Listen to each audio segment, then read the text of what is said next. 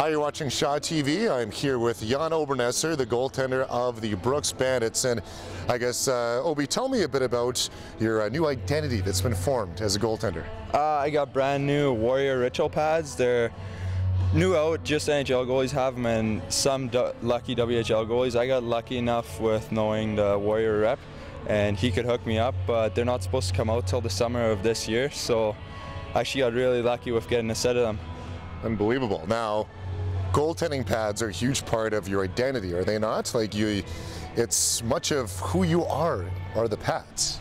Yeah, for sure. Well, if you don't like the pads and you're not comfortable in them, you're not going to play very good. So last year I got a set of RBK pads at the start of the year, P3s, and they just didn't work out for me. The glove, I got a whole shot right through the pocket. The blocker tore out on the bottom, and the pads on the inside of the knee, they actually just broke right out, the knee pads. So the pads just didn't work out for me. I sent them back to RBK and they gave me my money back. So it wasn't the worst thing that could have happened, but my first couple of games, don't want to entirely blame it on the pads, but I was having a hard time with them.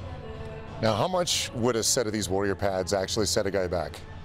How much would they cost? Well, I paid $2,600 for them, but you get a discount for playing in the AJ.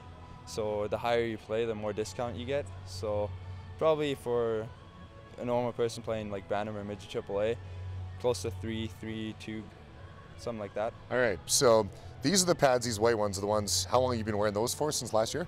I got those Christmas 2010 through 2011 season, and throughout the entire season then and the last season.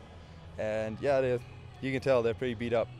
Is there any coincidence that your team has outscored in the past 4 games 25-6 your opponents, and you've barely let in any goals, and you've had these new pads?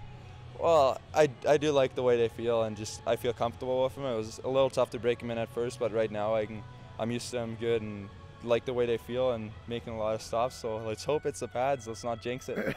Are they lighter? Yeah, they actually are. Everything, the way the blocker's tilted is different. The glove positioning is different. The way the glove breaks and the pads are different. So it was a little bit of adjustment, but I like it better now. All right. So do you have any predictions with these pads? So you're a pretty superstitious guy, right? Yeah, I am. Really superstitious. Are these pads going to be the turning point of the season for you? That this could be the lift you needed?